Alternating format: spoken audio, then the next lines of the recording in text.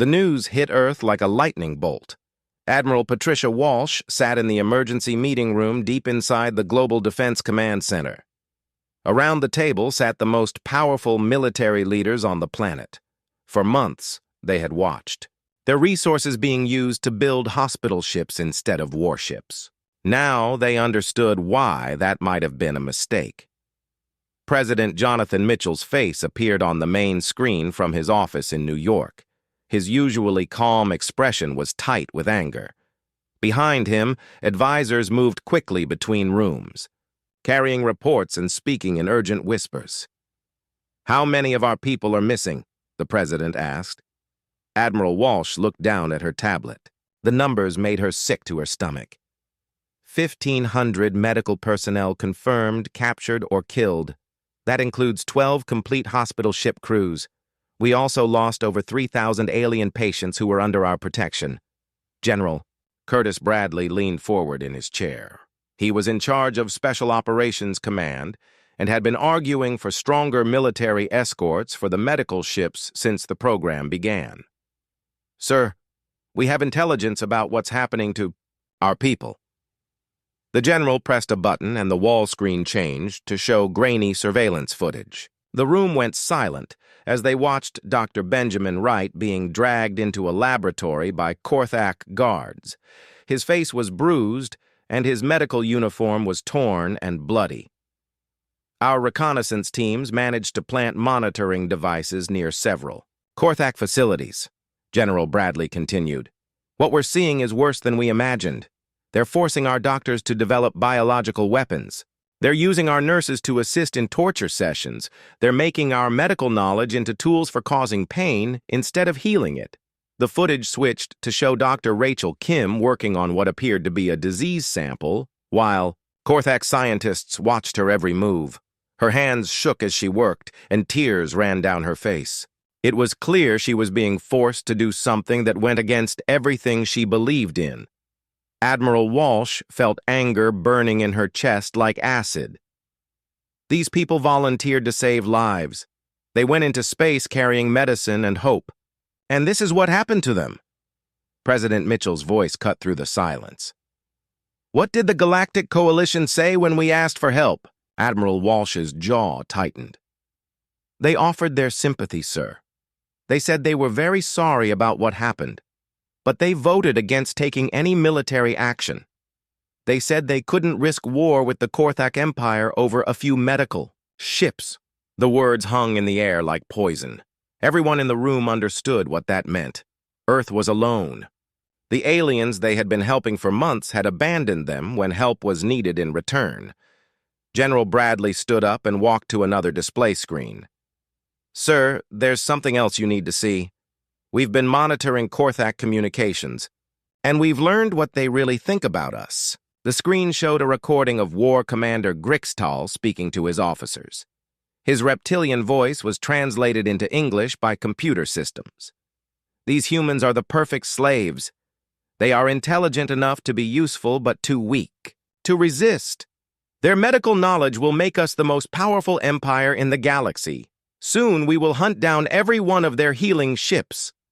President Mitchell's face darkened with an expression no one in the room had ever seen before. When he spoke, his voice was quiet but filled with steel. "They think our compassion makes us weak. They think our desire to heal makes us helpless. They're about to learn how wrong they are." Admiral Walsh nodded. "What are your orders, sir?"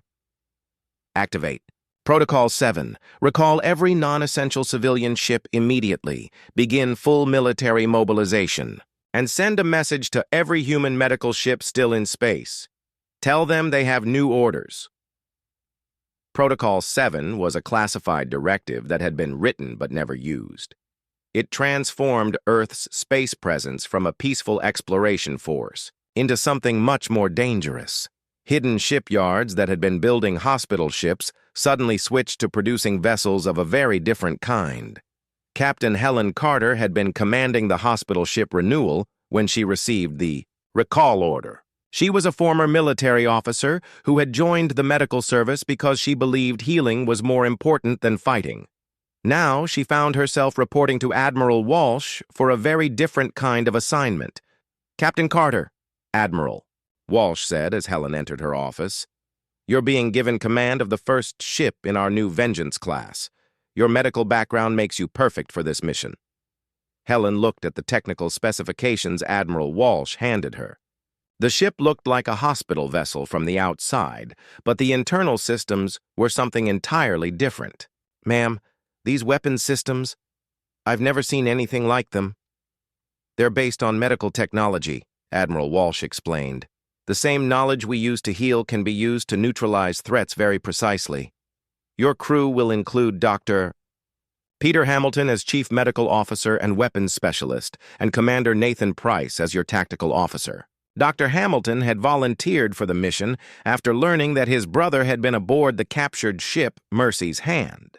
He was a brilliant doctor, but he had also spent years studying how the human body could be incapacitated without permanent damage. Now that knowledge would be used for a very different purpose. Commander Price was a former Special Forces operative whose sister had been serving as a nurse on the Good Samaritan when it was captured. His military training, combined with his personal motivation, made him perfect for leading boarding operations against Korthak ships. Across Earth, similar conversations were happening as military leaders prepared for something the galaxy had never seen before. Humanity's response would not be the massive fleet action that other species might expect. Instead, it would be something much more surgical and precise. Dr. Lisa Martinez, who had been commanding the New Hope, volunteered to return to active duty aboard a ship called the Avenging Angel. Her target would be the main Korthak research facility where captured human medical knowledge was being turned into weapons. "Doctor," Admiral Walsh said during their briefing, "you understand that this mission is very different from your previous work." Lisa nodded. "I understand, Admiral. But the same knowledge that taught me how to save lives also taught me how to stop threats. If someone is using our healing knowledge to cause suffering, then stopping them is just another form of medical care." The ships emerging from Earth's hidden shipyards looked like hospital vessels, but they carried crews trained in both healing and warfare. The officers commanding these ships understood that sometimes the greatest mercy was swift, decisive action to protect those who couldn't protect themselves. As the first Vengeance-class ships prepared for launch, intelligence reports continued to arrive from the captured facilities. Dr. Benjamin Wright had been forced to develop a biological weapon that could kill entire populations. Dr. Rachel Kim was being made to create diseases that would cause maximum suffering before death.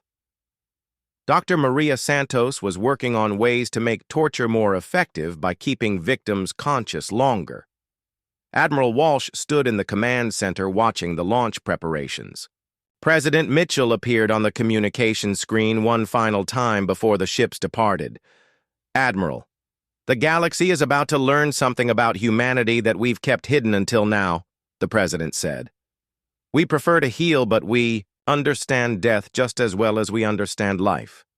Make sure our people come home." Admiral Walsh saluted. "Yes, sir. They will." The first wave of Earth's response launched into the darkness between stars. These were not the bright, peaceful hospital ships that had carried humanity's hopes into space.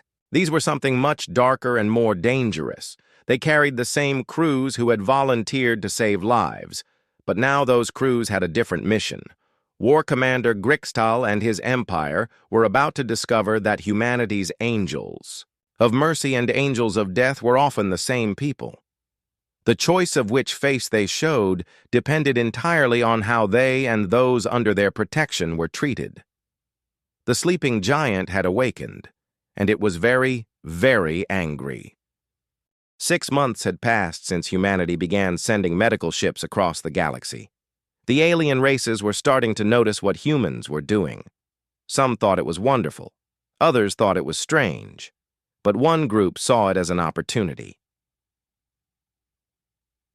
The Korthak were a race of large reptilian creatures who had built an empire by conquering weaker species.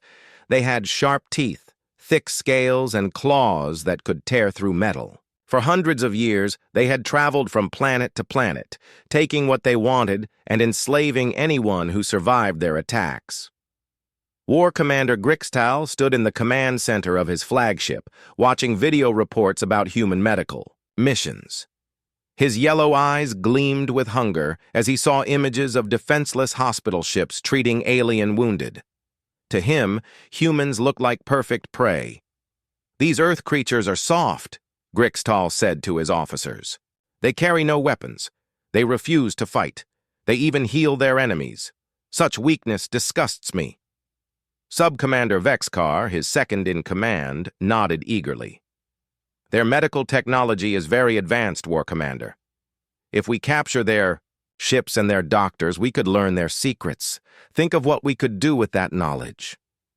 Grixtal's mouth opened in what humans would recognize as a terrible smile. His rows of sharp teeth caught the light from the ship's displays. "Yes, we will take their ships. We will make their doctors work for us, and we will use their own healing knowledge to make better weapons."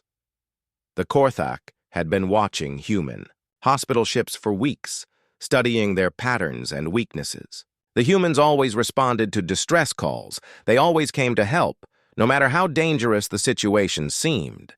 This predictable kindness would be their downfall. Captain Linda Hayes was commanding the hospital ship Mercy's Hand when the trap was sprung. Her ship had received a distress call from a mining colony in the Outer Rim. The message said that a mining accident had trapped hundreds of workers underground and many were badly hurt. Dr. Benjamin Wright, the ship's chief medical officer, was already preparing surgical teams as they approached the planet. He was a quiet man who had joined the medical service because he believed healing was the most important work anyone could do. He had no idea that he was flying into an ambush. "Captain, I'm getting some strange readings," said Lieutenant Sarah, Kim from the sensor station. "There are ships hiding behind the planet's moons. They're not showing up clearly on our scans." Captain Hayes frowned. "Are they rescue ships from other worlds?" "I don't think so. The energy signatures don't match any known peaceful vessels." Before Captain Hayes could respond, 6 Korthak warships dropped out of hiding and surrounded the Mercy's Hand. Each ship was 3 times larger than the human hospital ship and bristling with weapons. The lead ship's commander sent a message that chilled everyone who heard it. "Human medical vessel, you will surrender immediately. Do not attempt to run. Do not attempt to call for help. Any resistance will result in the death of everyone aboard your ship." Captain Hayes looked at her crew. They were doctors, nurses, and medical technicians. None of them were trained for combat. The Mercy's Hand had no weapons and no shields strong enough to stop military-grade weapons. "Send a distress signal," she ordered Lieutenant Kim. "At least warn the other ships." Kim's fingers flew across her controls, but the transmission lasted only a few seconds before Korthak jamming systems cut it off. The partial message reached only one other ship before it was stopped. The Korthak boarding parties came through, the airlocks like a flood of scales and claws. They moved fast and hit hard, stunning anyone who tried to resist. Within minutes, they had control of the entire ship. Captain Hayes and her crew were forced to their knees in the main medical bay, while Korthak soldiers pointed weapons at them. War Commander Grixtal arrived on the captured ship an hour later. He walked through the medical facilities like a buyer, examining merchandise. He picked up surgical tools and medical devices, testing their weight and studying their design. "Impressive," he said to Dr. Wright, who was being held by 2 guards. "Your species has developed remarkable healing technology. You will teach us how to use it." Dr. Wright looked up at the towering alien with fear, but also defiance. "I took an oath to do no harm. I won't help you hurt people." Grixtal's clawed hand struck right across the face, leaving deep scratches. "You will help us, or you will watch your fellow humans die slowly and painfully. The choice is yours." Across the galaxy, Dr. Sophie Turner received fragments of the distress call while her ship, the Healing Light, was treating refugees from a natural disaster. The broken message filled her with dread. She immediately tried to contact Earth, but the distance was so great that it would take hours for her message to arrive. Commander Alex Moore, her security chief, wanted to evacuate immediately. "If the Korthak are hunting medical ships, we need to get out of here now." Dr. Turner looked at the hundreds of alien refugees they were treating. Many would die without continued medical care. "I won't abandon these people. Send a warning to the other hospital ships, but we stay until our patients are stable." Her decision would prove to be both brave and foolish. Within 3 days, 3 more medical ships had vanished. The Good Samaritan, commanded by Captain Derek Jones, disappeared while responding to a plague outbreak. The Florence, under Dr. Rachel Kim's command, went silent while treating war refugees. The Hippocrates, led by Dr. Maria Santos, sent a brief distress call before all contact was lost. Each captured ship brought the Korthak more human medical knowledge and more prisoners to work in their laboratories. The aliens forced human doctors to perform experimental procedures on captured prisoners of war. They made human nurses assist in torture sessions designed to test the limits of different species' ability to survive pain. Dr. Benjamin Wright found himself in a nightmare facility where Korthak scientists were trying to weaponize human medical knowledge. They forced him to develop biological weapons that could target specific alien species. When he refused, they tortured his fellow crew members in front of him until he agreed to cooperate. The worst part was that his medical knowledge made him very good at keeping torture victims alive longer. The Korthak learned to use human healing techniques to make their interrogations more effective. They could inflict terrible pain, then heal the damage and start over again. News of the attacks began reaching other parts of the galaxy. The species that humans had been helping watched in horror as reports came in of medical ships being captured and their crews enslaved. Some alien governments offered to send rescue missions, but most were too afraid of the Korthak to take action. The Galactic Coalition held emergency meetings to discuss the situation. Representative after representative stood up to express sympathy for the captured humans. They made speeches about how terrible the attacks were and how much they respected humanity's peaceful mission. But when it came time to vote on military action, most representatives voted against it. "We cannot risk war with the Korthak Empire over a few medical ships," said the Coalition's senior representative, a tall, blue-skinned alien named Zexdan. "The Korthak are too powerful. Any military action would only result in more deaths." The dismissive tone of the meeting's outcome reached Earth just as intelligence reports confirmed the full scope of the attacks. Over 1,500 human medical personnel had been captured or killed. Thousands of alien patients who had been under human care were also taken prisoner or murdered. Dr. Sophie Turner was still treating refugees when she received the evacuation order from Earth Command. As her ship prepared to leave, many of the aliens she had been helping came to say goodbye. Some were crying, which was surprising because their species didn't normally show emotion to strangers. "Why do your people risk so much to help us?" asked an elderly refugee whose life Dr. Turner had saved. Dr. Turner looked out at the stars where her fellow humans were being tortured and forced to betray everything they believed in. "Because someone has to care. Because healing is more important than fear." As the healing light jumped to hyperspace, heading back towards safer regions of the galaxy, Dr. Turner wondered if humanity's greatest strength had become its greatest weakness. The galaxy was watching to see what Earth would do now that their mercy had been met with cruelty. Behind them, in the darkness between the stars, Korthak hunting fleets continued their search for more human medical ships to capture. They had learned that humans would always come to help those in need, and they planned to use that knowledge to trap every healing ship Earth had sent into space. The hunters had found their prey, and they were hungry for more. The stars looked different from the Bridge of the New Hope. Dr. Lisa Martinez had seen them from Earth for 32 years, but now they seemed brighter and more alive.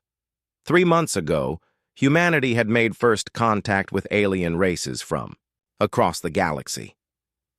Earth was now part of something called the Galactic Coalition, but most aliens still thought humans were weak.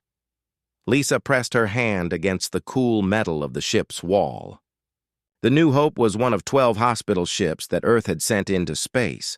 While other alien races built warships and fought over planets, humans had chosen to bring medicine and healing to the galaxy. Most aliens thought this was stupid. "Dr. Martinez, we're getting close to the planet," said Lieutenant Tony Garcia from his station. The young man had volunteered for this mission because his sister was a nurse back on Earth. He believed in what they were doing. Through the main window, Lisa could see their destination growing larger. Kepler 442b was a world torn apart by war. 2 alien races had been fighting there for 30 years. The Vectar looked like giant insects with hard shells and 6 arms. The HFY were made of living crystal that glowed with inner light. Both sides hated each other and refused to stop fighting. Dr. Kevin Brooks walked up beside Lisa. He was her chief medical officer and had been her friend since medical school. "Think they'll let us help them?" "They don't have much choice," Lisa said. "Their hospitals are destroyed. Their doctors are either dead or fighting in the war. If they want their wounded to live, they need us." Behind them, Dr. Amy Peterson was checking their medical supplies one more time.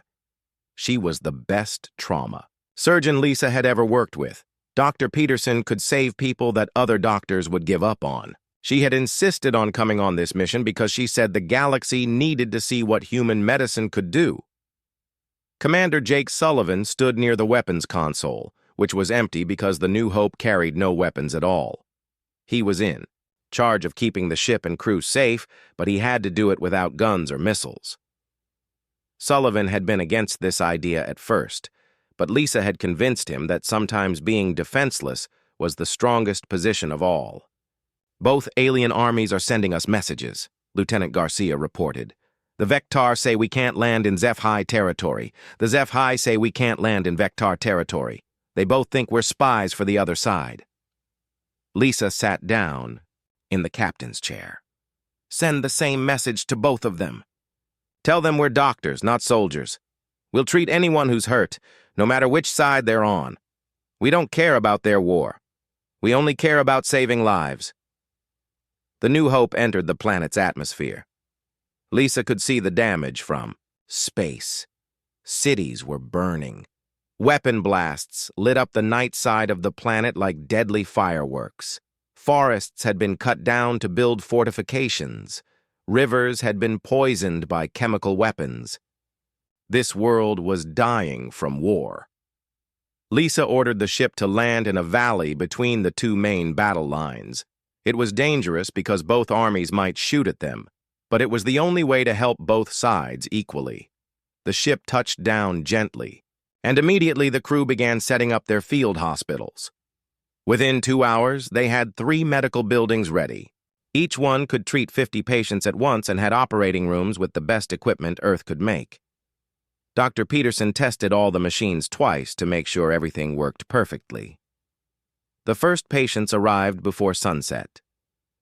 A group of Vectar soldiers carried their wounded friend toward the hospital. The injured alien had lost 2 arms and had cracks running through his shell. Blue blood leaked from the wounds. Dr. Peterson took one look and immediately went to work. She had studied Vectar anatomy during the trip to the planet. Her hands moved fast and sure as she cleaned the wounds and began repairing the damaged shell. The Vectar soldiers watched in amazement as their friend's shell began to heal. "Why help us?" the leader of the Vectar group asked through a translator device. His voice came out as clicks and whistles that the machine turned into words. "Lisa could understand. Because you're hurt and we know how to fix it," Lisa answered. "That's enough reason for us." The Vectar leader looked confused. "But we have nothing to give you. No money, no trade goods. War has made us poor." Dr. Brooks smiled. "We don't want anything. Seeing your friend get better is payment enough." The war. Alien soldiers looked at each other like they couldn't believe what they were hearing. In their experience, nobody helped others without wanting something back. They stayed and watched as Dr. Peterson finished her work. Their friend woke up and moved his remaining arms. The pain was gone from his face. 2 hours later, the same thing happened with HFY warriors. They brought in one of their people whose inner light was fading from damaged energy pathways. Dr. Peterson used laser tools to repair the crystal, being's body, and restore the glow to full brightness. Word spread quickly through both armies. More wounded started arriving at the human hospitals. Lisa made sure that Vector and HFY patients were treated in the same rooms, often in beds next to each other. She watched as enemies who had been trying to kill each other just hours before began talking and sharing stories about the war. Across the galaxy, Captain Ryan Foster was dealing with a different kind of problem. His hospital ship, the Sanctuary, had arrived at 3 planets hit by a deadly plague. The disease had already killed millions of people and was spreading fast. Dr. Nicole Clark, his chief disease expert, worked day and night to understand the plague. "I think I can cure it," she told Captain Foster after 3 days. "But we need to treat everyone on all 3 planets. That's billions of people." Foster nodded. "How long will it take?" "With just our crew, about 2 years. But if we can teach local doctors to help us, maybe half that time." Lieutenant Commander Tony Rivera was already working with planetary governments to set up medicine distribution centers. He found that many alien officials didn't trust human motives. They kept asking what Earth wanted in return for the cure. "Nothing," Rivera kept telling them. "We just want to stop people from dying." This answer made many aliens even more suspicious. Some planetary leaders even wondered if humans had created the plague as part of some secret plan. But as the medicine began working and fewer people died, attitudes started to change. Back on Kepler 442b, something amazing was happening. Vector and HFY soldiers who had been treated in the same hospital rooms were starting to talk instead of fight. Some even began working together to bring more wounded to the human medical stations. Dr. Lisa Martinez received a message from Earth that made her happy. Similar reports were coming in from all 12 hospital ships. Humans were earning respect across the galaxy, 1 patient at a time. Some alien species were even asking if Earth would accept them as allies, but the message also contained a warning. Intelligence reports suggested that not all alien races viewed humanity's mercy missions as good things. Some saw them as signs of weakness.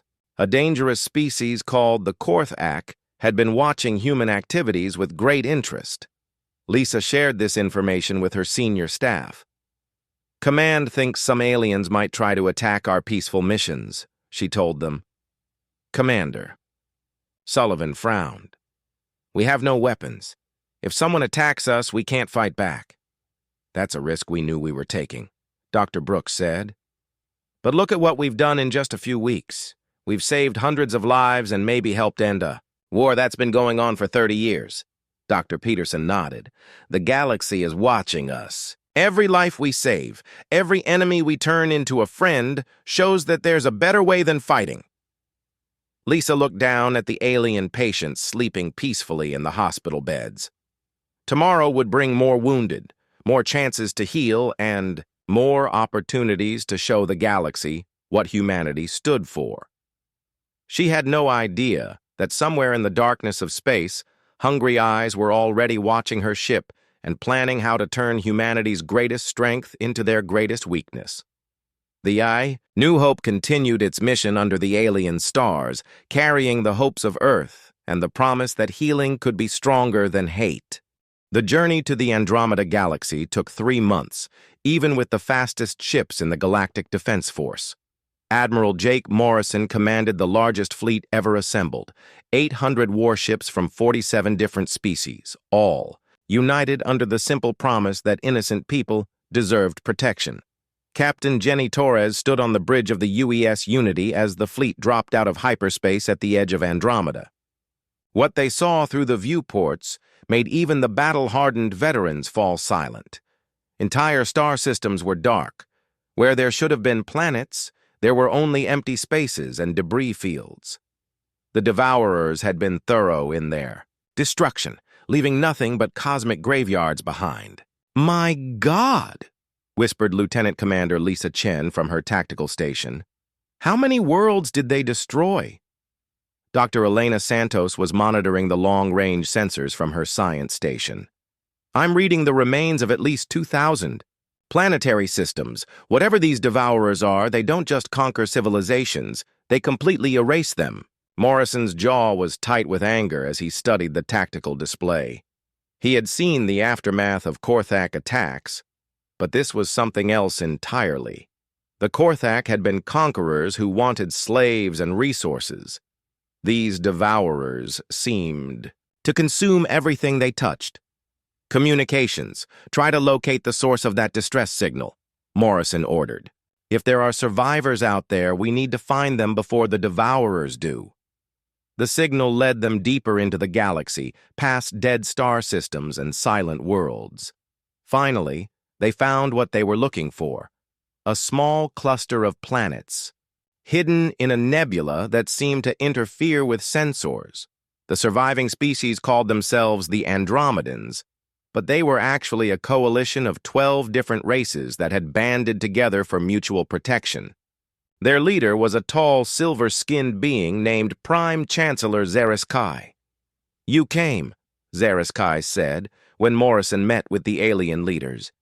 "We sent that message into the void, hoping someone would hear it. But we never imagined anyone would actually respond." Morrison looked around the emergency council chamber.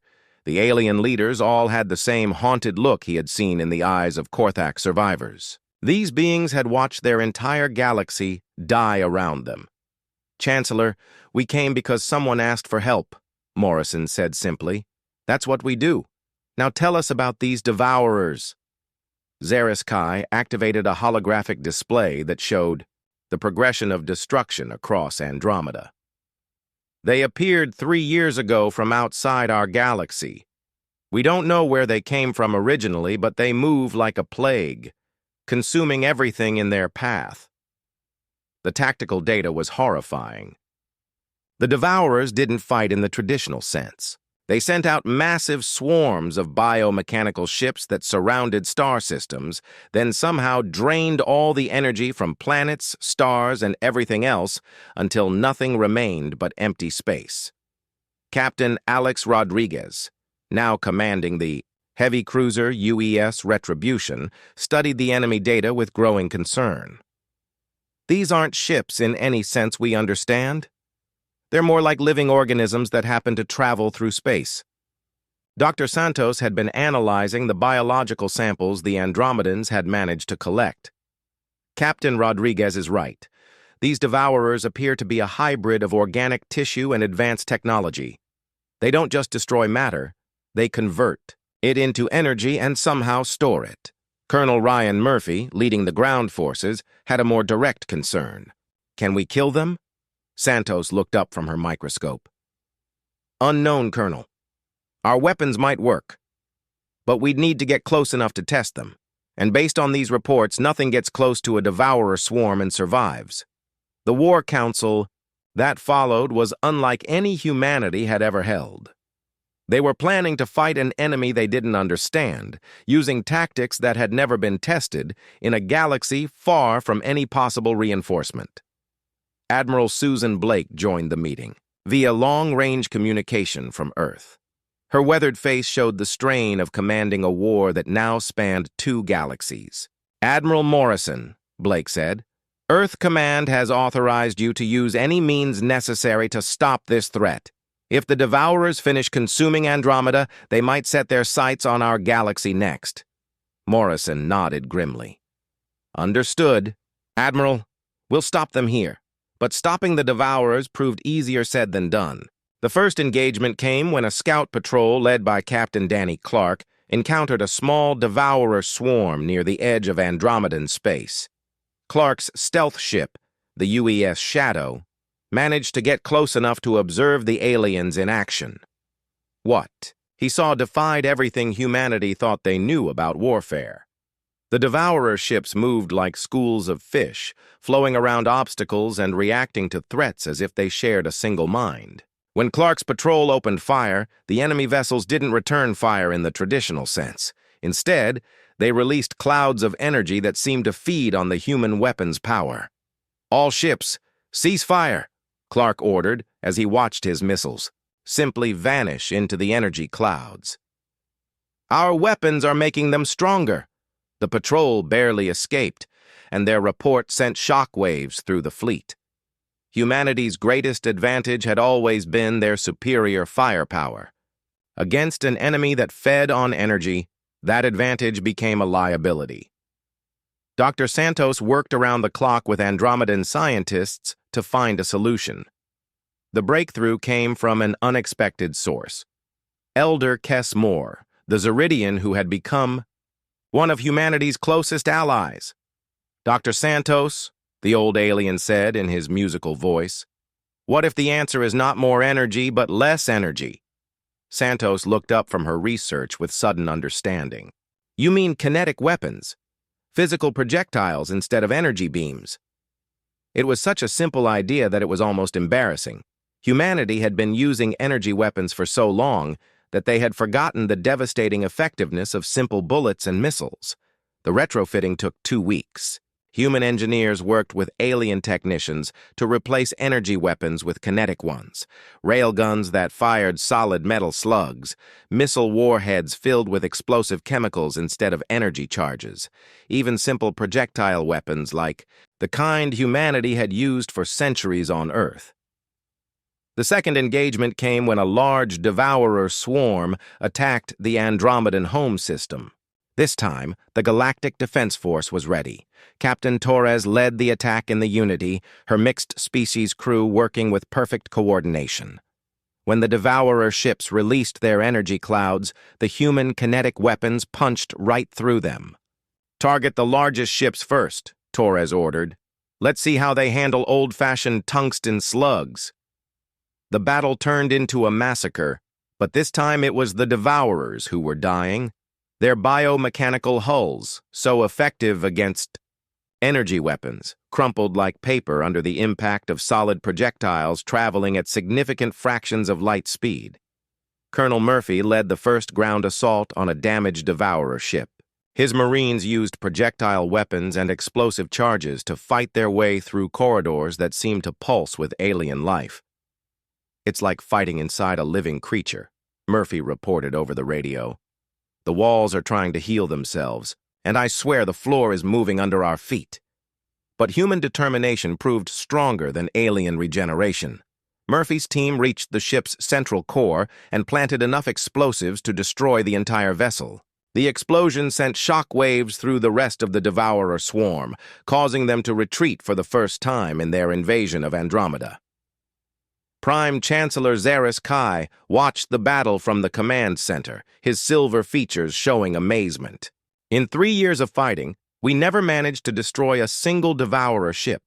You destroyed 37 of them in one engagement." Morrison smiled grimly. "Chancellor, sometimes the old ways are the best ways. We've been fighting wars with kinetic weapons for 10,000 years. These devourers just reminded us why those weapons work. The victory at the home system was just the beginning. Over the next 6 months, the combined fleet hunted down devourer swarms throughout Andromeda, liberating star systems and rescuing survivors who had been hiding in deep space. The final battle came at the edge of the galaxy, where the largest devourer fleet was preparing to jump to the next galaxy. Morrison led the entire Galactic Defense Force in a massive assault that lasted for 18 hours. When the smoke cleared, every devourer ship was destroyed, and their threat to the universe was ended. But the cost had been high.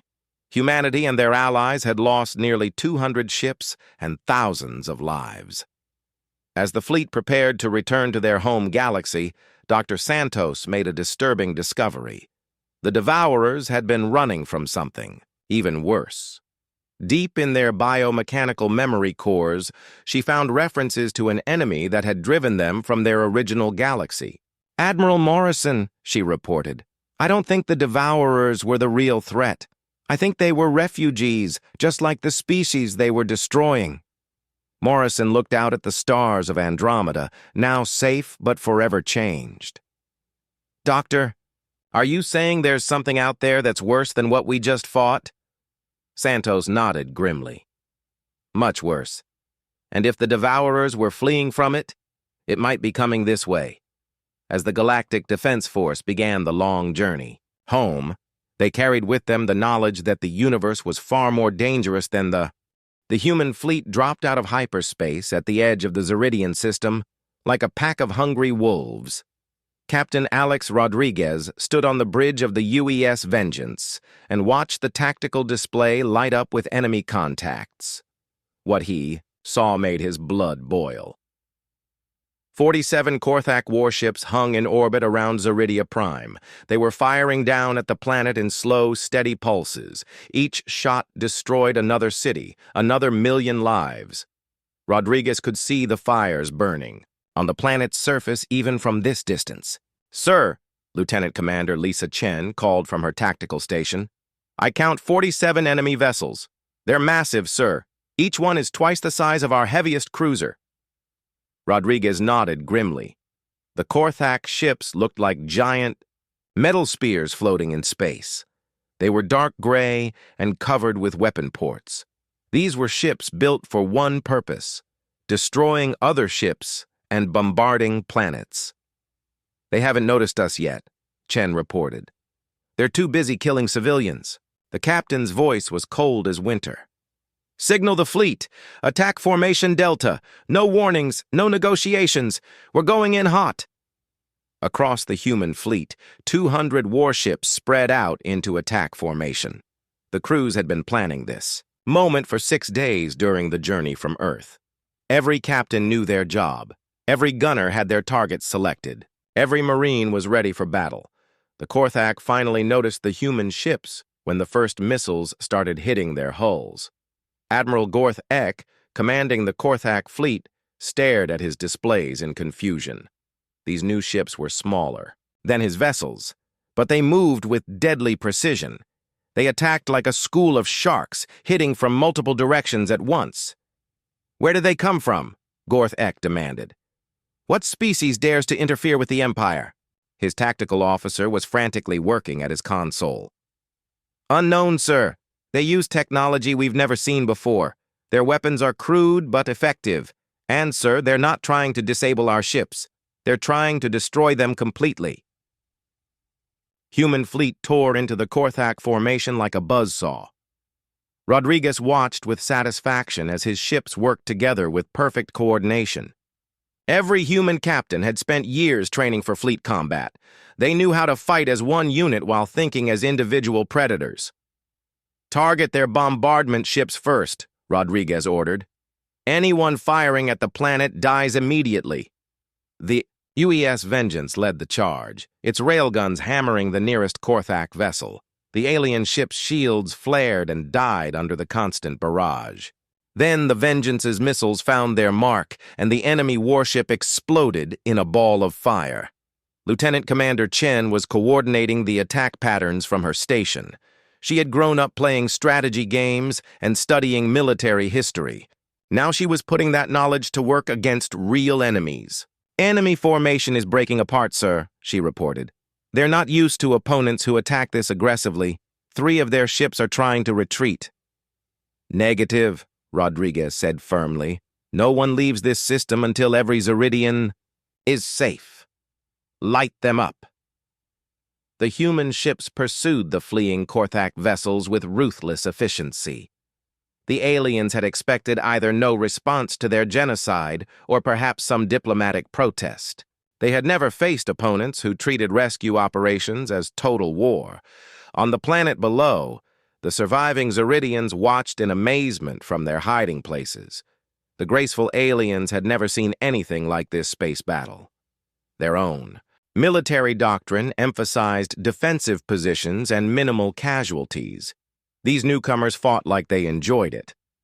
Dr. Elena Santos was aboard the medical ship UES Mercy, monitoring the battle from a safe distance.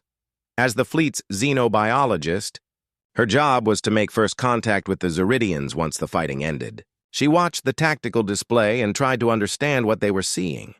These humans fight like they have nothing to lose. said Dr. Santos to her medical team, "but they're risking everything for people they've never met." The space battle was turning into a massacre. The Korthak ships were powerful, but they were designed to fight defensive battles against desperate enemies. The human fleet attacked with coordinated fury that overwhelmed their tactical systems. Captain Jenny Torres commanded the UES Defiant, and she was having the time of her life. Her ship danced between the massive enemy vessels, hitting their weak points with precision strikes. Torres had spent her youth racing hovercars through the canyons of Mars. Now she was racing through space, hunting alien warships. "Come on, you ugly bastards," she muttered as her ship rolled to avoid enemy fire. "Let's see what you've got." The Defiant's guns spoke again, and another Korthak ship lost its engines. Torres watched with satisfaction as the crippled vessel drifted helplessly through space. Colonel Ryan Murphy was preparing for the ground assault from his transport ship. His Marines were loaded into drop pods ready to hit the planet's surface. Murphy was a big man with scars on his face from a dozen battles on Earth. He had volunteered for this mission because he couldn't stand bullies. "Listen up, Marines," Murphy told his troops over the comm system. "Intelligence says there are still millions of Zeridians alive down there. They're hiding in underground shelters while these alien bastards try to dig them out.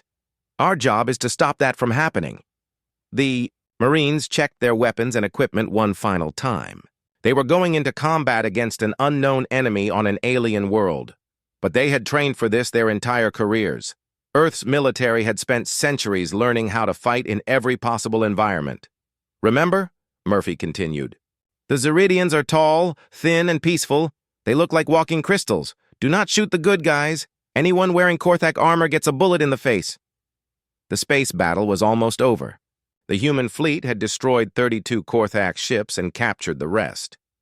Admiral Gorthek was dead. His flagship turned into floating debris.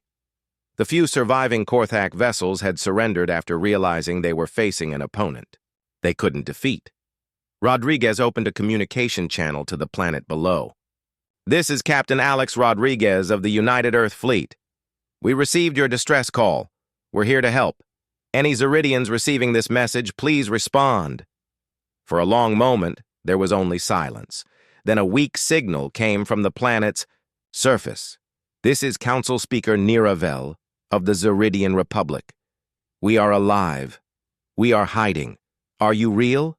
Are you truly here to help us?" Rodriguez smiled for the first time in days. "Yes, ma'am. We're real, and we're here to help. My Marines are coming down to secure your shelters. Medical teams are standing by to treat your wounded. The Korthak will not harm your people again." As the first human drop pods began falling toward the planet like burning stars, Niravel watched from her underground shelter. She had lived for 300 years and had never seen anything like this. These mysterious newcomers had arrived without warning and destroyed the Korthak fleet in less than 2 hours. "Who are you?" she whispered into her communicator. Rodriguez heard her question and thought for a moment before answering. "We're humans, ma'am. We're from a planet called Earth, and we have a simple rule.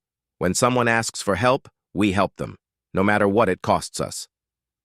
The first human Marines landed on Zeridian soil as the last Korthak ships burned in orbit above. The galaxy was about to learn that when Deathworlders answer a distress call, they don't come in peace. They come in force, and they don't stop fighting until every innocent person is safe. The stars burned in the darkness as Commander Veltar watched his world die. Through the cracked viewport of his damaged ship, he could see the massive Korthak warships firing down at the cities below. Each blast wiped out thousands of his people. The beautiful crystal towers of Zeridia Prime crumbled like glass under the enemy weapons.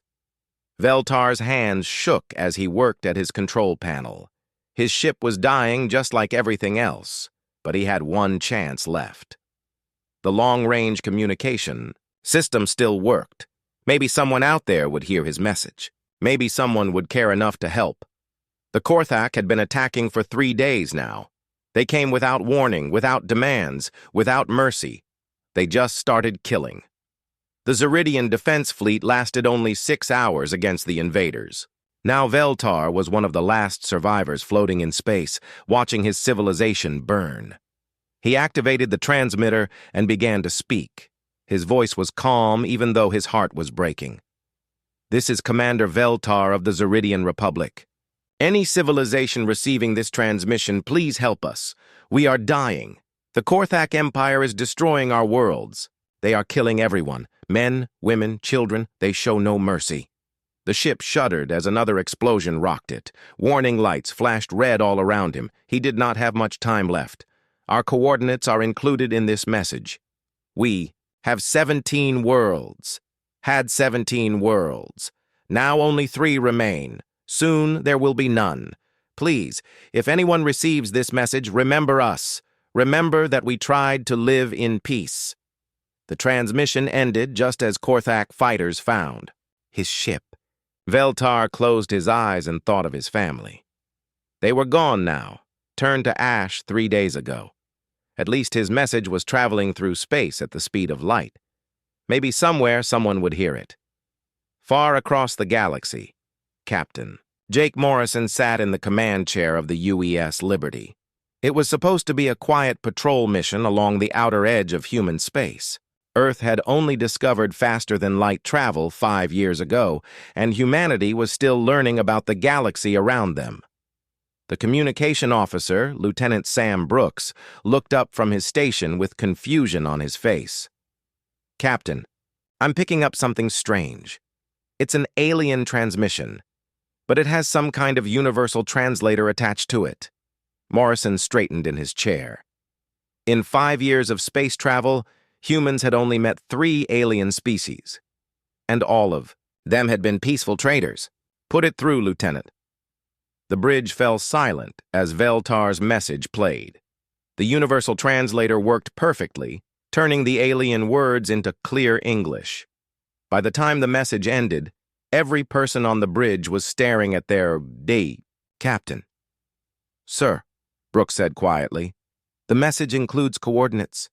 It's coming from a star system about 40 light-years from here." Morrison stood up.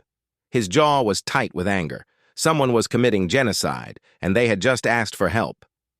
"Set course for Earth, maximum speed, and send this message directly to Admiral Blake." 2 days later, Admiral Susan Blake stood before the United Earth Assembly. The Great Hall was packed with representatives from every nation on Earth. The alien message had been broadcast worldwide, and everyone wanted to know what humanity would do about it. Blake was a tough woman who had served in 3 wars before, joining the space fleet. She had gray hair and sharp eyes that missed nothing. When she spoke, her voice carried the weight of command. "Members of the Assembly, we have received a distress call from an alien civilization. The Zeridian Republic is being destroyed by an empire called the Korthak. Based on the transmission, millions are already dead, and more are dying every hour." Representative from Europe stood up. "Admiral, what do we know about these Korthak? Are they a threat to Earth?" "We know nothing about them except what they're doing to the Zeridians," Blake replied. "But that's enough. They're committing genocide. They're wiping out an entire species for no reason we can understand." Another representative spoke up.